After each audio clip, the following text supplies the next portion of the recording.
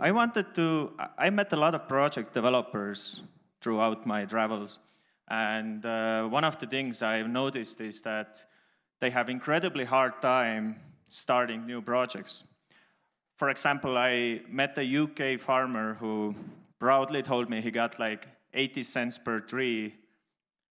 I ran the numbers for him, and this was like around $5 per CO2 ton that he got. This was a UK agroforestry project. I was like, brother, you got ripped off because like those credits were sold off for like 20 to 30 in a few months later. And we see this is like endemic in carbon industry. It's very predatory towards new players. There's people out there who want to start carbon projects. They have the drive, they have the skills, but they do not know how the carbon markets work. In fact, carbon markets, in my opinion, are one of the most unclear and untransparent markets out there. It's incredible how untransparent they are. Most people do not understand them. So I thought I'll give you guys a talk and simply try to educate a bit and give my perspective how the carbon markets actually look like. And maybe this will help some people navigate the space a bit better. So yeah, we all know how carbon projects is one of the solutions, one of the many solutions for climate change. It's not the only solution. We need to do a lot more than just carbon projects, but it is an important part of the huge puzzle that we're trying to put together. And one of the key things about carbon markets that we see is that there's a real hard time like finding high quality supply that's, either sequestering carbon out of the atmosphere or completely removing it with high-tech technology. And I wanted to just give you some examples how much in demand actually nature-based projects are or high-tech removals in contrast to emission avoidance.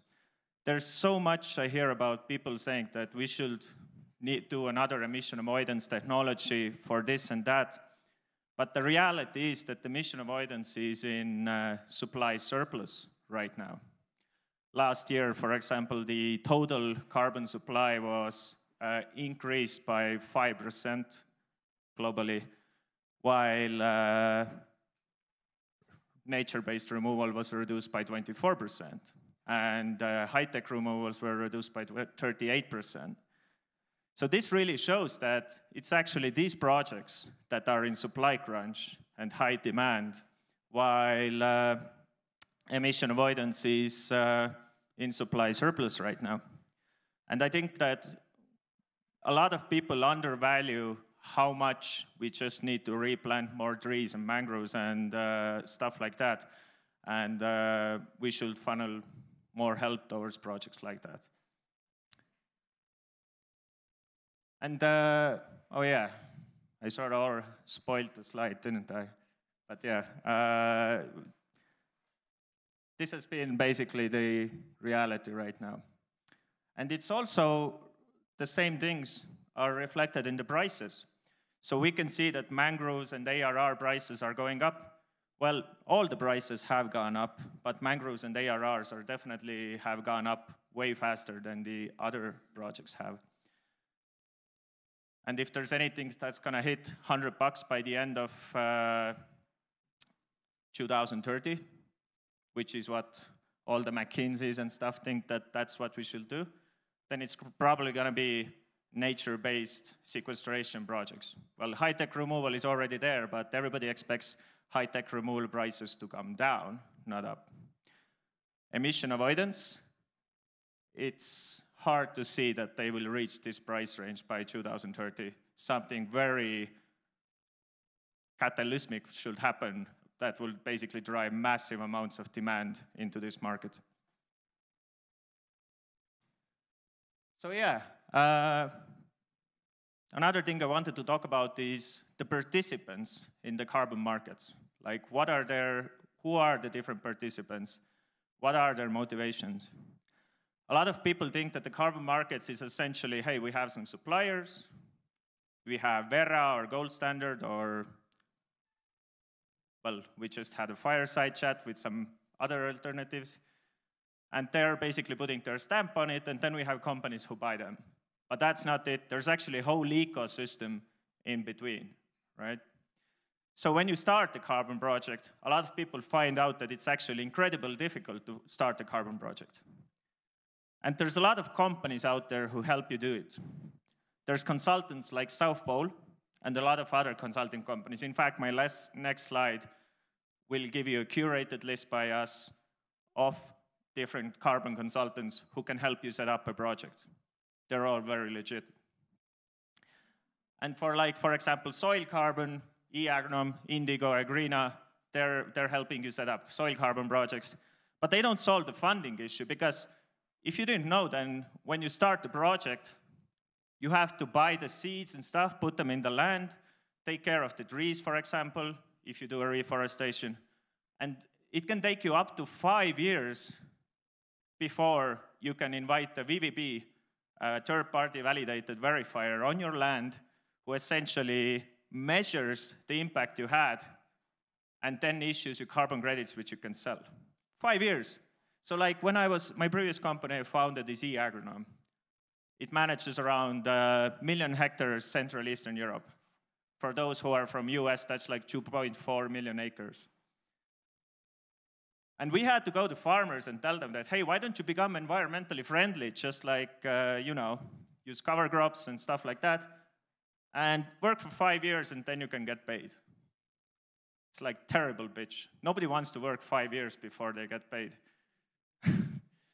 So there is a serious funding cap here, and there's private funds, trading houses, hedge funds, family offices who fill that funding cap.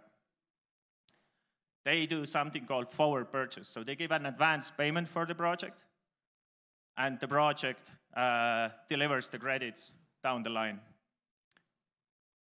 Right now, I'm working on SolidWorld, and we're building infrastructure for these players. After the project gets certified, which can happen years later, there's a lot of players who want to make this process more efficient. So right now, when we talk about third-party verifiers, it's, for example, under Verra, it's literally people, VVPs, who come on your land. They use measuring tapes to measure how much biomass they have on multiple plots, and then they extrapolate it over all your land. It's a very manual process. It's not scalable. But there's a lot of MRV players out there who want to make this more scalable and reduce costs over there. And then you get into the spot credits. You finally have a credit that can be sold. It's probably been sold a few times actually already by this point, but now there's a spot market. And there's a lot of great innovators on the spot market who want to make the spot trading more efficient, more liquid, and more transparent. Toucan, Flow Carbon, Tallow, Moss, a lot of different players. And they're all in one form or another. I've kind of put them in the same box there, but actually they're all doing a bit different things. So always go to the details, right? And then finally, there's registries. Corporates eventually buy the credits, and then they retire them in Verra or Gold Standard or some third registry. Return Protocol is trying to do it for on-chain offsetting, so they basically do it for you. ClimateDAO is doing on-chain retiring. So this is in our view, how the carbon market looks like on a high level. And each of these players has actually very different interests and ideas how the carbon market should work. Right now, the markets are so untransparent because it's beneficial for the status quo. And we, in the blockchain industry, we're trying to break that. We're trying to change that, right? Make it more transparent. And this will be good for the entire space. So if any of you want to start a project, here's a list. And feel free to reach out to me later. I'm happy to send it to you in an Excel file form. But These are all very legit players. They know how to set up a project. They've done it a lot. They're consultants who specialize on that.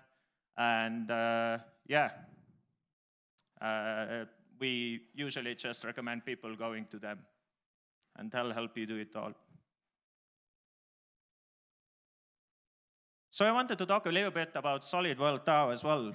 What do we do in the market when we talk about the funding gap? I already mentioned how there's a massive wait time. You have to wait for like up to 5 years before you get paid. But on top of that, the forward credits have a delivery risk. In fact, vast majority of projects overpromise to their investors and underdeliver what they promise.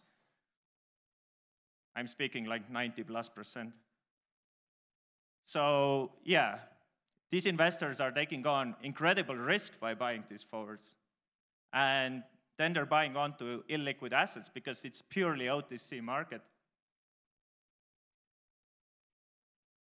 So you can see how this is scary for actual investors as well. It's not all rosy for them. For the new players who come on the market, the people who literally plant the trees, let's a Spanish guy who does reforestation in Spain, like for him the market is like very confusing because it's so untransparent. It's very predatory if you're a new player. But for investors, it's risky and illiquid. So the market has a lot of room to improvement. We are solving these issues. That's why Solid World exists. First of all, we de-risk investments for investors. So we essentially give them a due diligence and risk analysis about the carbon projects for free as a public good. Because we believe this promotes transparency in the space, and it also will start bringing more capital in the space. And the team we have doing that is absolutely on another level. I've seen, I think, all the other risk analysis variants out there, and it's just my opinion, and I'm heavily biased, but I think we have the world's leading method over here. And the second part we do is that you can, once you tokenize these forwards on our platform, we guarantee you 24/7 price transparency, guaranteed buyer and seller, or you can become the person who actually enables all of this market and start earning rent for providing this service.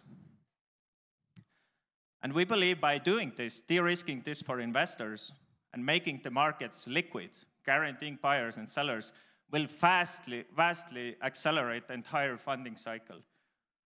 Carbon projects can suddenly very easily. Right now, they have to go to these conferences, shake hands with investors, go to cocktail parties, mingle. But not all carbon project developers are salespeople. A lot of them just want to help the planet. By having a fair and transparent and liquid market, they can start focusing on their business, and they have a guaranteed buyer. And on the investor side, since it's de-risked and liquid, we believe it will unlock vastly a lot more capital into the space. So the expansion cycles start going faster, and we have more capital to go around. So that's it. I hope this was educational to you. And if you have any questions, please feel to reach out. My mission is to educate everybody about carbon markets and do everything I can to help to stop the climate change.